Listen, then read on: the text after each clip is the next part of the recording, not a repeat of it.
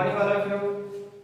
मैं गुरु राकेश संस्कार पब्लिक उच्च माध्यमिक विद्यालय बड़ाऊ की ऑनलाइन क्लासेस में आप सभी का स्वागत करता हूं। विद्यार्थियों, मैं आपको बायोलॉजी का चैप्टर जेनेटिक्स, जो मेंडेलियन जेनेटिक्स है, उसके बारे में आज के इस वीडियो में बताऊंगा। तो चलो देखते हैं मेंडेलियन जेनेटिक्स के बारे में कि मेंडेलियन जेनेटिक्स है क्या, इस जेनेटिक्स में हम किसकी स्टडी करते हैं और इस जेनेटिक्स में किस प्लांट के बारे में किस प्रकार एक्सपेरिमेंट किए गए थे, इनके बारे में स्टेप बाय स्टेप। तो चलो विद्यार्थियों देखते हैं। अपना चैप्टर है मेंडेलियन जेनेटिक्स। मेंडेलियन जेनेटिक्स का मतलब मेंडल ने जो जेनेटिक्स के बारे में बताया था, क्योंकि फादर ऑफ जेनेटिक्स अपन किसको मानते हैं, मेंडल को ही मानते हैं। तो मेंडेलियन जेनेटिक्स के बारे में हमें आज चर्चा करनी है कि जेनेटिक्स है क्या। सबसे फर्स्ट में ये जो वर्ड है अपना जेनेटिक्स, इसके बारे में ही चर्चा करता हूं। जेनेटिक्स जो वर्ड है वो जेनेटिक्स वर्ड फर्स्ट किसके द्वारा दिया गया था? फर्स्टली ये जो वर्ड है ये दिया गया था विलियम बैटसन, जिसको शॉर्ट में हम लिख सकते हैं डब्ल्यू बैटसन। और ये वर्ड डब्ल्यू बैटसन के द्वारा दिया गया सबसे फर्स्ट। नेक्स्ट अपन चर्चा करते हैं कि ये जो जेनेटिक वर्ड है, ये जेनेटिक वर्ड कौन सी लैंग्वेज का है या कौन सी भाषा का है। तो अपन अगर इसके लैंग्वेज की बात करें तो लैंग्वेज कौन सी है? ग्रीक। जेनेटिक्स जो वर्ड है वो कौन सी भाषा का शब्द है? ग्रीक भाषा का शब्द है। और इस ग्रीक भाषा के अंदर इस जेनेटिक्स का मीनिंग क्या होता है? तो हम इस जेनेटिक्स का ग्रीक भाषा के अंदर मीनिंग देखें तो इसका मीनिंग होता है टू बिकम या और टू ग्रो। ये जेनेटिक्स वर्ड का मीनिंग है किस भाषा के अंदर? ग्रीक भाषा में। यानी ग्रीक भाषा के इन शब्दों से जेनेटिक्स जो वर्ड है वो लिया गया था। सबसे फर्स्ट मैं आपको ये बता दूं कि ये जो जेनेटिक्स है ये विज्ञान की या साइंस की एक ऐसी ब्रांच है या ऐसी शाखा है जिसके अंदर हम हेरिडिटी मतलब आनुवंशिकता है, आनुवंशिकता से अपन लेंगे हेरिडिटी और वेरिएशंस की स्टडी की जाती है। यानी जेनेटिक्स क्या है या इस जेनेटिक्स के अंदर हम स्टडी किसकी करें? तो जेनेटिक्स में हम एक तो अध्ययन करते हैं हेरिडिटी और प्लस एक स्टडी करते हैं वेरिएशन।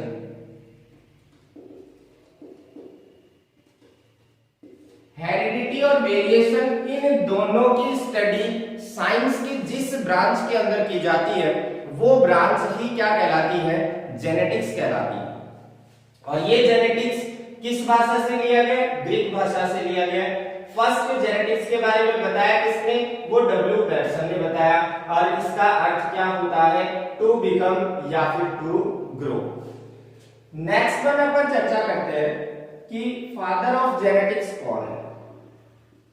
फादर ऑफ जेनेटिक्स कौन है? तो फादर ऑफ जेनेटिक्स कौन है? फादर ऑफ जेनेटिक्स है मेंडल। फादर ऑफ जेनेटिक्स किसको कहा जाता है? मेंडल को कहा जाता है। फुल जो इसका नाम है वो फुल नेम है इसका ग्रेगर जोहान मेंडल। अब ये जो मेंडल था, मेंडल ने अपने जो एक्सपेरिमेंट थे वो प्लांट्स के ऊपर किए थे। और मेंडल ने जिस प्लांट के ऊपर अपना एक्सपेरिमेंट किया था वो प्लांट था मटर, यानी पी, जिसको अपन कह सकते हैं। तो मेंडल ने कौन से प्लांट के ऊपर एक्सपेरिमेंट किए? मेंडल ने जो प्लांट लिया था, प्लांट फॉर एक्सपेरिमेंट वो एक्सपेरिमेंट के लिए जो इसने प्लांट लिया था वो कौन सा था, पी यानी मटर का पादप था। लेकिन यहाँ अपने को कंफर्म करना है कि ये पी की वैरायटी कौन सी थी, क्योंकि क्वेश्चन सिंपल होता है लेकिन ऑप्शन पे अपन कंफ्यूज हो जाते हैं, तो हमें इस कंफ्यूजन को यही दूर करना है। मेंडल ने पादप तो मटर का लिया था, लेकिन कौन सी पी ली थी इसने, गार्डन पी। उद्यान मटर जो है, उस उद्यान मटर का जो पादप है वो मेंडल ने अपने एक्सपेरिमेंट में काम में लिया था। यहाँ पर सिंपली क्वेश्चन पूछा जाता है, कई बार एग्जाम में पूछा भी जा चुका है कि मेंडल ने किस पादप को अपने एक्सपेरिमेंट में चुना, या मेंडल ने अपने संकरण प्रयोगों के अंदर कौन से प्लांट को यूज किया था। तो वहां आपका आंसर क्या होना चाहिए, गार्डन पी होना चाहिए।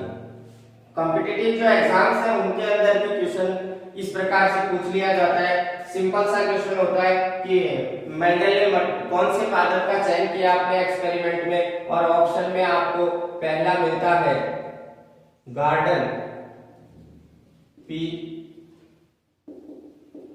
सेकंड आपको मिलता है ओनली पी, और थर्ड आपको मिलता है स्वीट पी, और फोर्थ आपको मिलता है नन ऑफ दिस। तो यहां आपका आंसर क्या होना चाहिए, आपका आंसर होगा गार्डन पी। गार्डन पी इसलिए होगा क्योंकि पीस की जो वैरायटीज होती है वो वैरायटीज अलग अलग होती है, तो वैरायटी के आधार पर यहाँ पर हम इस ऑप्शन का आंसर, इस क्वेश्चन का आंसर ऑप्शन डिपेंडेंट बना देंगे, और आपका आंसर क्या होगा, गार्डन पी होगा। तो यहाँ ये कंफ्यूज आपको दूर करना है।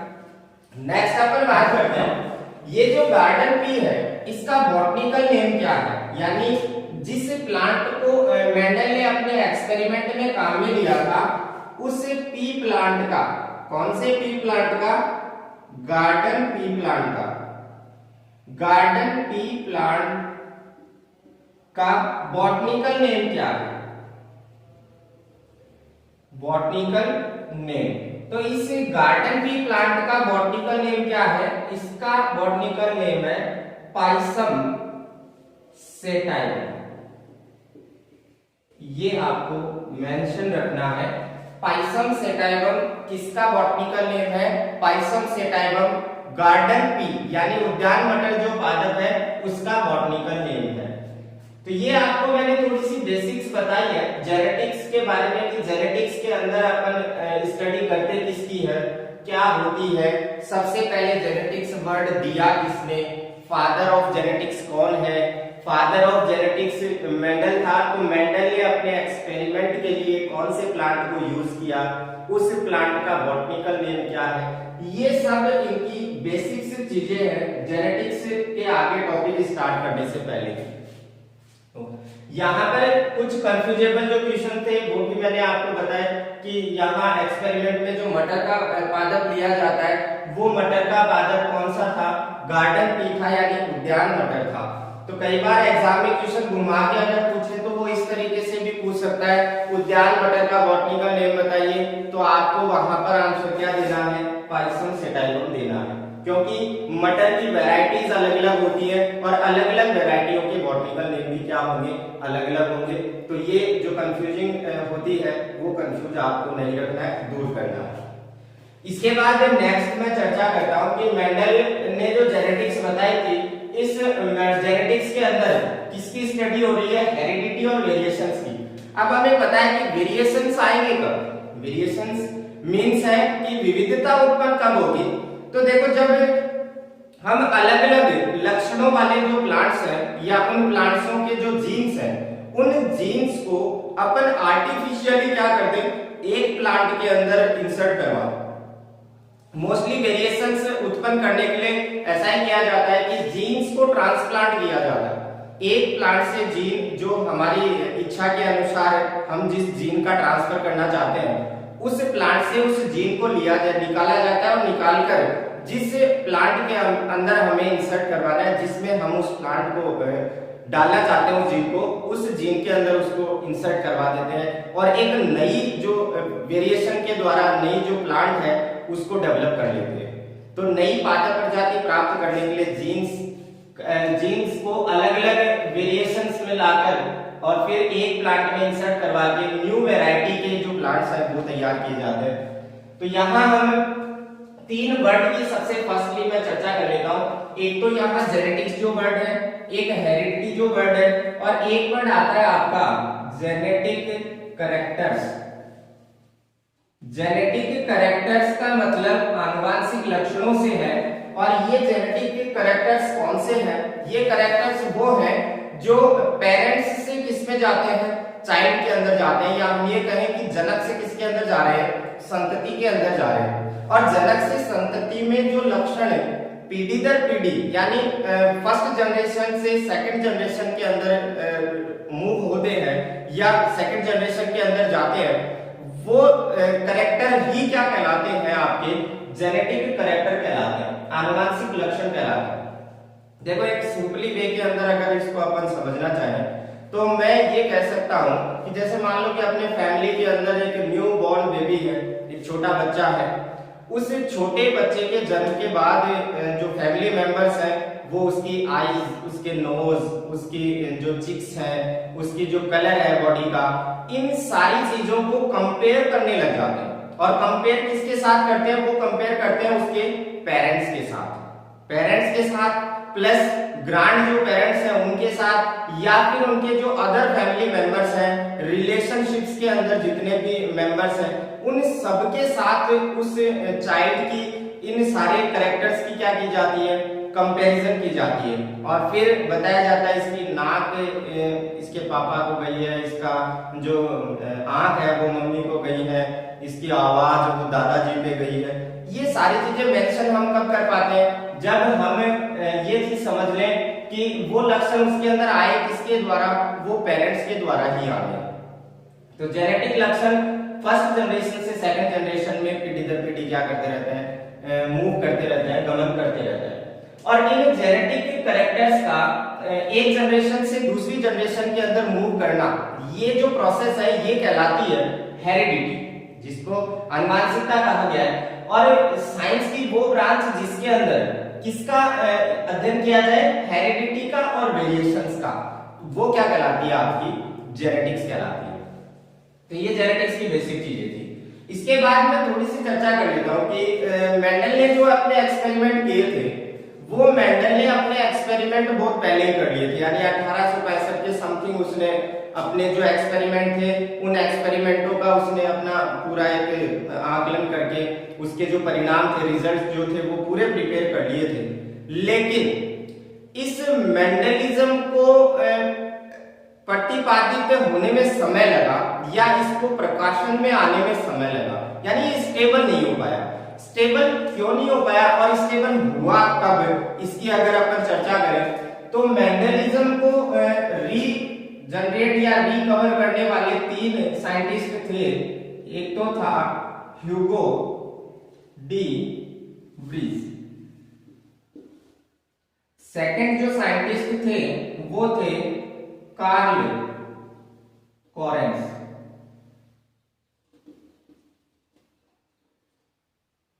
एक नेक्स्ट जो वैज्ञानिक थे वो थे इरिक वॉन शेरमैक। ये क्या है? ये देखो, ह्यूगो डी व्रीज जो थे वो हॉलैंड से, सेकंड कार्ल कोरेंस की अगर बात की जाए तो ये जर्मनी से थे, जर्मन साइंटिस्ट थे। और एरिक वॉन शेरमैक की बात की जाए तो ये ऑस्ट्रिया से थे। ये जो 3 साइंटिस्ट थे, इन तीनों साइंटिस्टों ने अपने अलग अलग एक्सपेरिमेंट किए, और अलग अलग एक्सपेरिमेंट में उन्होंने जो अपने रिजल्ट देखे, इन सारे के सारे रिजल्टों को जब मैच किया गया तो ये सारे के सारे रिजल्ट किसके समान थे? मेंडल ने जो रिजल्ट्स प्राप्त किए थे उनके समान थे। तो जब ये तीनों वैज्ञानिकों ने अपने रिजल्ट्स जब शो किए, तब जाकर मेंडेलियन जो जेनेटिक्स थी उसको स्थायित्व मिला था, यानी वो प्रकाशन में तब आया था। और ये लगभग बात है, इन वैज्ञानिकों ने अपने जो एक्सपेरिमेंट किए थे वो 1900 एडी के लगभग किए थे, यानी 1900 के अंदर मेंडेलिज्म की पुनः जो खोज है, डिस्कवरी जो है वो की गई थी। और वो रीडिस्कवरी किसके द्वारा की गई थी? तीन scientist, Hugo de Vries, Karl Lorenz और एरिक वॉन शेरबैक। ये तीनों के तीनों वैज्ञानिक, और इन तीनों के वैज्ञानिक जो नाम है इनके बारे में ये भी पूछ लिया जाता है कई बार कि ये वैज्ञानिक कौन से देश से थे, तो ये भी आपको थोड़ा सा ध्यान रखना है। ह्यूगो डी व्रीज को याद करने के लिए एच है और हॉलैंड में भी एच है, तो ये थोड़ी सी एक ट्रिक मान सकते हैं अपन। कार्ल लोरेंज जो थे वो जर्मन के थे और एरिक वॉन शेरबैक जो थे वो ऑस्ट्रिया के थे। तो ये तीन वैज्ञानिक जिन्होंने मेंडलवाद को पुनः खोजा था। इसके बाद नेक्स्ट हम चर्चा करते हैं कि मेंडल ने जो गार्डन पी प्लांट को एक्सपेरिमेंट के लिए यूज किया था, तो उसने इतने सारे प्लांट हैं इस पृथ्वी के ऊपर या अर्थ के ऊपर, उसने सिर्फ गार्डन पी को ही क्यों चुना? ये भी एक स्पेसिफिक रीजन अपन मान सकते हैं कि इतने सारे प्लांट होने के बावजूद भी मेंडल ने सिर्फ गार्डन पी को क्यों चुना? तो यहां पर हम एक चीज डिस्कस करते हैं सबसे पहले कि सिलेक्शन ऑफ पी प्लांट,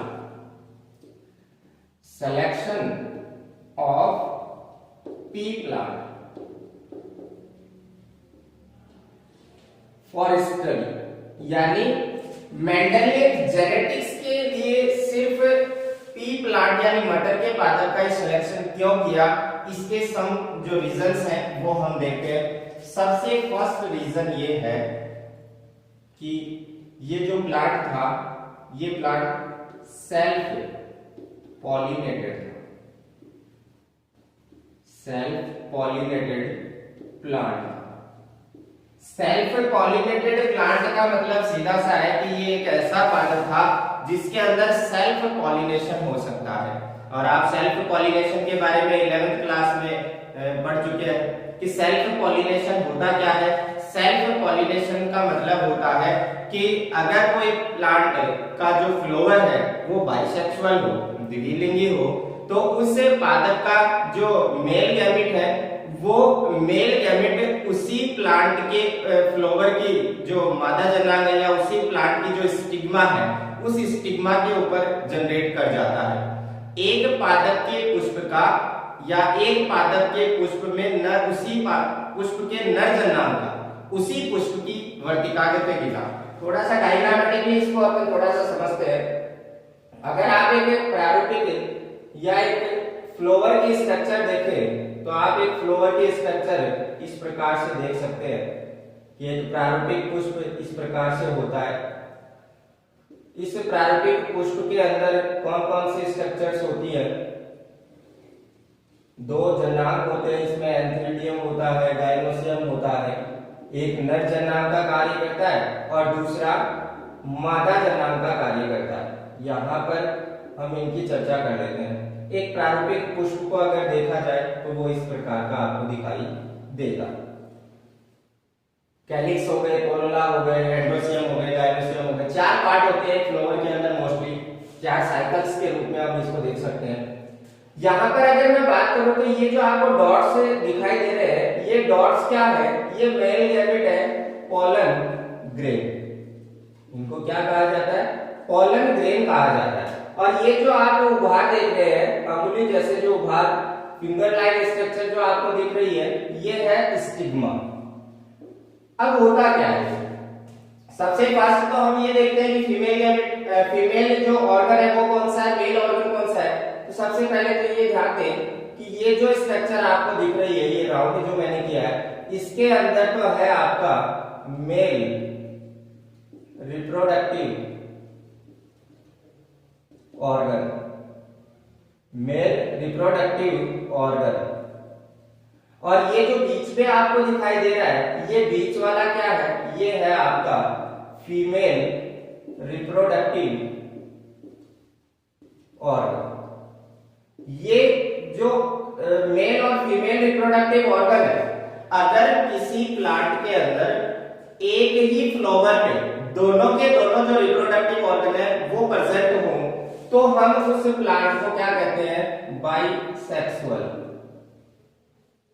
यानी उभयलिंगी या द्विलिंगी कहते हैं जब एक ही पुष्प के अंदर दोनों के दोनों जननांग हो। अदरवाइज अगर एक ही जननांग हो, जैसे मान लो कि ये मेल रिप्रोडक्टिव ऑर्गन है वो यहां से गायब हो जाए, सिर्फ फीमेल रिप्रोडक्टिव ऑर्गन बचे, या फिर फीमेल रिप्रोडक्टिव ऑर्गन है वो यहां से गायब हो जाए, सिर्फ मेल रिप्रोडक्टिव ऑर्गन बचे, तो हम ये कह सकते हैं कि अगर किसी पादप के पुष्प के अंदर दोनों जननांगों में से सिर्फ एक जननांग बचता है तो हम उसको क्या कहेंगे, यूनिसेक्सुअल कहेंगे। तो ये दो जो टर्म है ये आपको थोड़ी ध्यान रखनी है।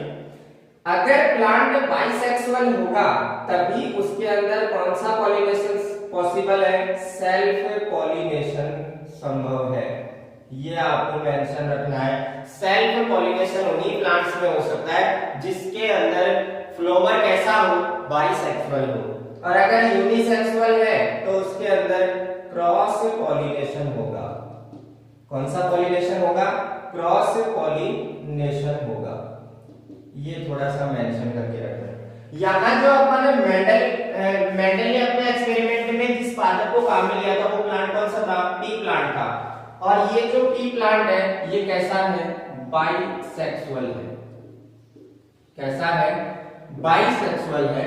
बाइसेक्सुअल होने के कारण ही ये प्लांट कैसा है, सेल्फ पॉलिनेटेड प्लांट है।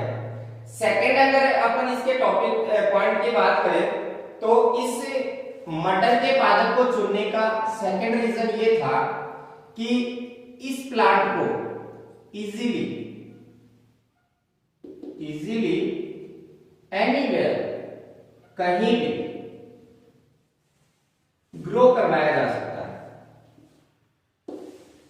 जैसे अगर मैं बात करूं लाइक एज ए पोट और स्मॉल लैंड। यहां दूसरी एक मोस्ट जो इसका पॉइंट है वो ये भी था कि मटर के पादप को आसानी से कहीं भी उगाया जा सकता है, यानी इसको ग्रो करवाने के लिए आपको बड़े भूभाग की आवश्यकता नहीं है, आप छोटे से भूभाग के ऊपर भी क्या करवा सकते हो, इस प्लांट को ग्रो करवा सकते हो। या फिर हम बात करें कि एक छोटे से गमले के अंदर भी या पोट के अंदर भी हम इसको ग्रो करवा सकते हैं। थर्ड, अगर अपन इस सिलेक्शन की बात करें तो थर्ड पॉइंट इसके अंदर ये आता है कि ये ईयरली प्लांट है। कैसा प्लांट है, ईयरली प्लांट है, यानी ये प्लांट एक वर्षीय है, और एक वर्षीय प्लांट होने के कारण इसको आसानी से एक वर्ष के अंदर इसकी मैनी जो वैरायटीज है, कई जो इसकी किस्में हैं, उनको हम एक साथ स्टडी कर सकते हैं। तो एक वर्षीय प्लांट है, साथ ही साथ इसकी मैनी जो वैरायटीज है उन वैरायटीज की स्टडी एक साथ की जा सकती है। वैरायटीज स्टडी एक साथ की जा सकती है, इसलिए भी हम कह सकते हैं कि मेंडल ने इस प्लांट को चुना था। नेक्स्ट, अगर अपन बात करें तो ये प्लांट जो है वो हेटेरोजीनस। फोर्थ, अगर मैं पॉइंट की अगर बात करूं तो मेंडल ने जो मटर का पादप चुना था, ये मेंडल ने जो मटर का पादप चुना, ये प्लांट कैसा था, हेटेरोजीनस था। कैसा प्लांट था, हेटेरोजीनस।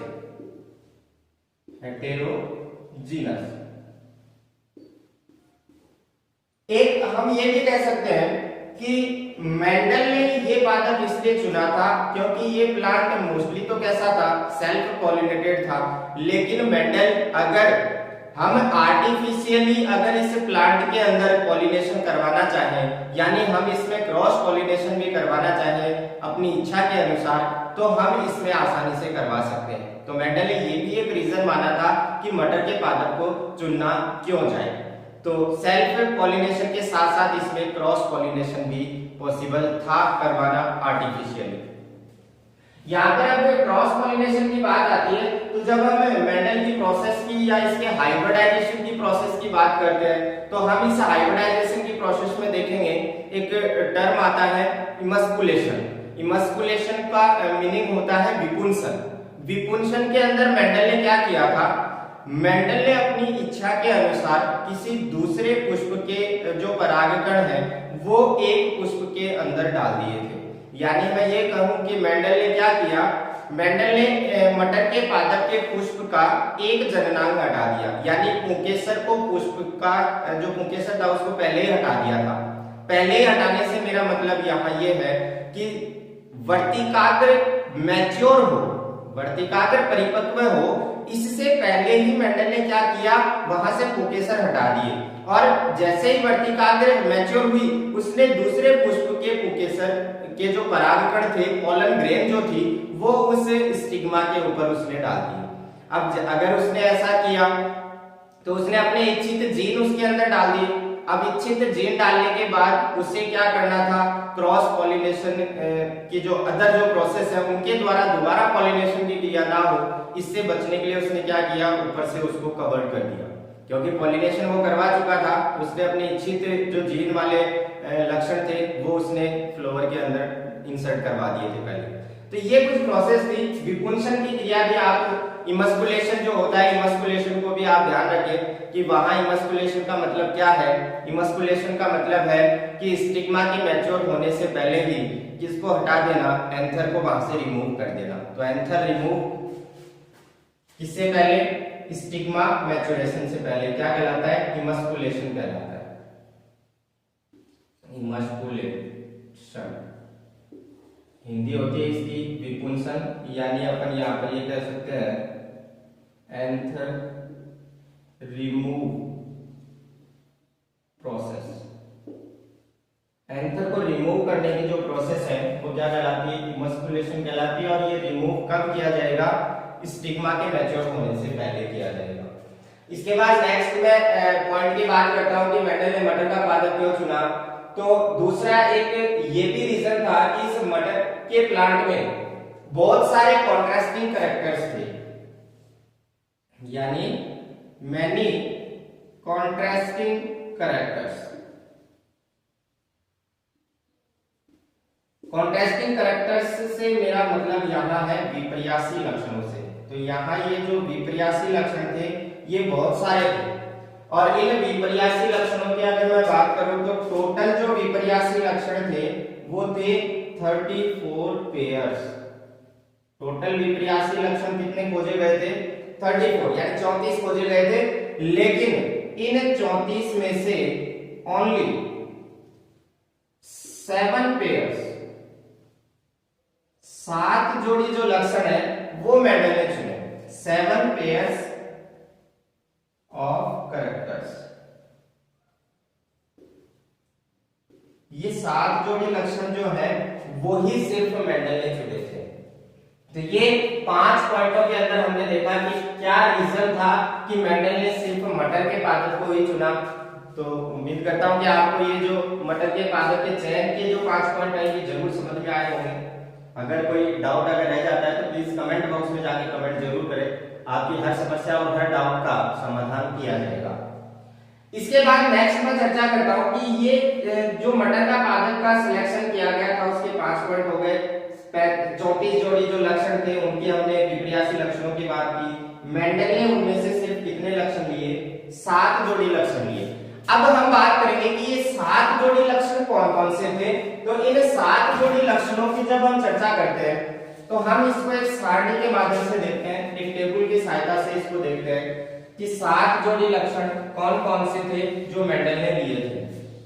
और इन्हीं 7 जोड़ी लक्षणों को मेंडल ने आपस के अंदर क्या करवाया था, मेंडल ने इनको हाइब्रिडाइजेशन की क्रिया द्वारा, यानी इनके मध्य आपस में ही उसने क्रॉस करवाया, और क्रॉस करवाने के बाद जो न्यू वेरिएशंस हैं वो क्रिएट किए थे न्यू जनरेशन के अंदर। सबसे पहले 7 पेयर्स की अपन बात करते हैं। वो 7 पेयर्स कौन कौन से थे। सबसे पहले यहाँ अपन कैरेक्टर्स की बात कर लेंगे, लक्षण कौन सा था। लक्षण के बाद अपन बात करेंगे कि उन लक्षणों में डोमिनेंट कौन से थे, डोमिनेंट मींस प्रभावी है, और थर्ड अपन देखेंगे रेसेसिव कितने थे। तो यहां हम देखें एक टेबल की हेल्प लेकर अपन ये देख सकते हैं 7 जोड़ी जो लक्षण थे वो कौन कौन से थे। सबसे फर्स्ट हम बात करेंगे हाइट की। फर्स्ट कैरेक्टर क्या लिया गया था, हाइट। देखो लंबाई का जो लक्षण होता है, लंबाई का लक्षण जो था वो 2 प्रकार का था, यानी हर सिक्के के 2 पहलू होते हैं। तो आप कोई भी कैरेक्टर लोगे उस कैरेक्टर में 2 चीजें छुपी होती हैं, या तो वो अच्छी या फिर बुरी। अब जैसा आप कैरेक्टर लोगे, जैसा एक सिक्के के 2 पहलू है, हेड एंड टेल, तो वैसे ही यहाँ पर लंबाई का जो लक्षण है उसके भी 2 पहलू है। हाइट का जो लक्षण था उसमें डोमिनेंट यानी प्रभावी की अगर मैं बात करूं तो वो था टॉल, और रेसेसिव की बात करें तो वो था ड्वार्फ। यानी लंबाई का लक्षण लिया, और लंबाई 2 तरीके की हो सकती है, या तो वो लंबी हो सकती है या फिर वो बॉनी हो सकती है। लंबे को टॉल से डिनोट कर दिया गया, और बॉनी को किससे, बॉनी को किससे, स्मॉल टी यानी ड्वार्फ से डिनोट कर दिया गया। यहां पर हम सेकंड पॉइंट की जब बात करते हैं तो यहां आता है सेकंड पॉइंट, कलर ऑफ पोड, फली का रंग। कलर ऑफ कोड की बात की जाए तो कलर ऑफ कोड के अंदर भी 2 चीजें थी, 2 प्रकार के कलर थे, तो ग्रीन था और एक था येलो। यहां भी आप देख सकते हैं ग्रीन जो कलर था वो येलो कलर के ऊपर क्या था, डोमिनेट था, यानी ग्रीन डोमिनेट हो गया और येलो क्या हो गया, रेसेसिव हो गया। नेक्स्ट अपन बात करें थर्ड पॉइंट की, तो थर्ड पॉइंट आता है अपना शेप ऑफ सीड। बीज के अगर आकार की बात की जाए तो बीज का आकार भी 2 प्रकार का हो सकता है। बीज का आकार या तो बीज होगा आपका राउंड, या फिर बीज होगा आपका रिंकल्ड, राउंड या फिर रिंकल्ड। सीड शेप की अगर बात करें तो 2 प्रकार हो गए, राउंड और रिंकल्ड। और राउंड और रिंकल्ड के अंदर भी डोमिनेंट कौन था, डोमिनेंट था आपका राउंड, और रिंकल्ड क्या था आपका, रेसेसिव था। इसके बाद नेक्स्ट अपन बात करते हैं शेप ऑफ पोड की। तो शेप ऑफ पोड 2 प्रकार का हो सकता है, ये भी शेप ऑफ पोड, ये अपना कैरेक्टर हो गया फोर्थ। और फोर्थ जो शेप ऑफ पोड है यानी फली का जो आकार है वो भी 2 तरीके का, एक तो हो सकता है इन्फ्लेटेड, एक तो कैसा हो सकता है इन्फ्लेटेड, और ये इन्फ्लेटेड डोमिनेंट है, और एक हो सकता है कॉन्स्ट्रिक्टेड, कॉन्स्ट्रिक्टेड। ये 2 प्रकार के शेप ऑफ जो पोड है उसका डोमिनेंट पार्ट हो गया इन्फ्लेटेड, और रेसेसिव पार्ट कौन सा हो गया, कॉन्स्ट्रिक्टेड हो गया। नेक्स्ट अपन बात करते हैं 5वें पॉइंट की, और आपका 5वां पॉइंट क्या है, colour of seed coat. Fifth जो पॉइंट है वो है कलर ऑफ सीड कोट।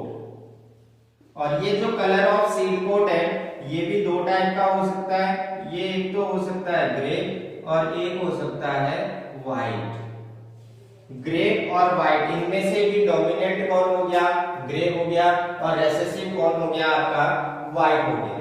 इसके बाद नेक्स्ट आता है colour of cotyledon, colour of cotyledon, colour of cotyledon. और कलर ऑफ कॉटिलिडन की जब बात आती है तो कलर ऑफ कॉटिलिडन भी 2 प्रकार का हो सकता है, या तो हो सकता है वो येलो और या फिर हो सकता है वो ग्रीन। यहां पर एक चीज मैं आपको पहले ही क्लियर कर देता हूं कि ये जो आपका कैरेक्टर है कलर ऑफ सीड कोट, कुछ जो राइटर्स हैं वो कलर ऑफ सीड कोट के स्थान पे फ्लावर के कलर को भी मेंशन करते हैं। फ्लावर के कलर की भी अगर बात की जाए तो फ्लावर का कलर भी यहाँ पर इस पॉइंट की जगह लिया जा सकता है। वो फ्लावर का कलर है उसमें भी 2 पहलू हैं, 2 पार्ट है, एक तो है पर्पल कलर और एक है व्हाइट कलर, तो वो भी आप थोड़ा सा मेंशन करके रखें। लास्ट जो अपना 7th है वो है पोजीशन ऑफ फ्लावर। 7th जो कैरेक्टर है वो है अपना position of flower. Position of flower की बात करें यानी पुष्प की स्थिति की बात करें तो वो भी दो प्रकार की हो सकती है, या तो होगी वो कक्षीय या फिर होगी वो अक्षीय। तो या तो हो सकती है वो ऑक्सिलरी या फिर हो सकती है वो टर्मिनल, ऑक्सिलरी या टर्मिनल हो सकती है। तो विद्यार्थियों ये वो 7 जोड़ी कैरेक्टर्स थे जो मेंडल ने अपने एक्सपेरिमेंट के अंदर लिए थे, और मेंडल ने अपने पूरे के पूरे एक्सपेरिमेंट के अंदर इन्हीं 7 जोड़ी लक्षणों को आपस में क्रॉस करवाकर न्यू जो जनरेशन है F1 और F2 वो प्राप्त की थी। यहाँ पर ये जो दो लक्षण या दो कैरेक्टर जो है आपके पास डोमिनेंट और रिसेसिव, इनके बारे में आपको हमेशा ये चीज ध्यान रखनी है कि डोमिनेंट जो कैरेक्टर्स है, जो इफेक्टिव कैरेक्टर्स है, प्रभावी जो है वो ऑलवेज शो होंगे इन F1 जनरेशन। ये चीज आपको हमेशा याद रखनी है कि डोमिनेंट जो कैरेक्टर्स हैं वो हमेशा कौन सी पीढ़ी में शो होते हैं, F1 जनरेशन में शो होते हैं, और रिसेसिव जो कैरेक्टर है वो F1 जनरेशन में शो नहीं होते। यानी हम ये कह सकते हैं कि डोमिनेंट कैरेक्टर्स F1 पीढ़ी में यानी प्रभावी लक्षण हमेशा कौन सी पीढ़ी में प्रेजेंट होने हैं, F1 जनरेशन में। और अगर आपको F2 पीढ़ी जनरेट करनी है तो F2 जनरेशन प्राप्त करने के लिए हमें क्या करवाना पड़ता है, सेल्फ पॉलिनेशन या सेल्फ क्रॉस। सेल्फ क्रॉस से मतलब मेरा यहाँ ये है कि जो आपके पास F1 जनरेशन आएगी उस F1 जनरेशन के अंदर जो आपके पास संततियां आएंगी उनमें से आपको पेरेंट मानने पड़ेंगे दो, और उन पेरेंटों को आपस के अंदर क्या करवाना पड़ेगा, क्रॉस करवाना पड़ेगा। किस प्रकार करवाना पड़ेगा ये हम देखेंगे नेक्स्ट वीडियो के अंदर, जब हम मोनोहाइब्रिड, डाइहाइब्रिड और पॉलीहाइब्रिड्स की चर्चा करेंगे उस समय। इसके बाद दो चीजें और है, एक तो मेंडल ने यहां हमने देखा सबसे फर्स्ट में मैंने आपको बताया कि कुछ लक्षण ऐसे होते हैं जो एक जनरेशन से दूसरी जनरेशन में मूव करते हैं, तो उन कैरेक्टर्स को, उन लक्षणों को मेंडल ने क्या नाम दिया था, मेंडल ने उनको फैक्टर्स कहा था। मेंडल ने उन लक्षणों को क्या नाम दिया, फैक्टर यानी कि कारक। और अगर इन फैक्टर्स की बात करें तो इन्हीं फैक्टर्स को वर्तमान में किस नाम से जाना जाता है, जीन के नाम से जाना जाता है। यानी जो मेंडल ने जीन को फैक्टर कहा था अपने एक्सपेरिमेंट्स के अंदर, एट प्रेजेंट टाइम में उन्हीं फैक्टर्स को क्या नाम दिया गया है, जीन नाम दिया गया है। और ये जीन ही वो फैक्टर है जो किसी भी जनरेशन के अंदर या किसी भी संतति के अंदर कैरेक्टर्स को डिफाइन करती है या कैरेक्टर्स का निर्धारण करती है। तो ये विद्यार्थियों आपके सामने मैंने बेसिक इंट्रो जो जेनेटिक्स का था वो आपके सामने रखा, और इसके अलावा मैंने आपको ये बता दिया है कि मेंडल ने उद्यान मटर के पादप को चुना था, तो उद्यान मटर का पादप ही क्यों चुना और उस पादप को चुनने के कारण हमने देखे। साथ ही साथ हमने ये भी देख लिया कि उन मटर के पादपों में से मेंडल ने कितने लक्षणों को लिया था, और वो लक्षण कौन कौन से थे, तो हमने सारणी में देख लिया कि वो लक्षण थे ये 7 जोड़ी।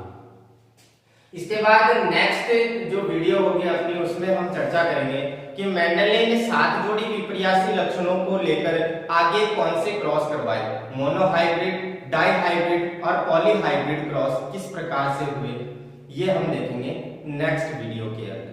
तब तक के लिए घर पे रहे, सुरक्षित रहे।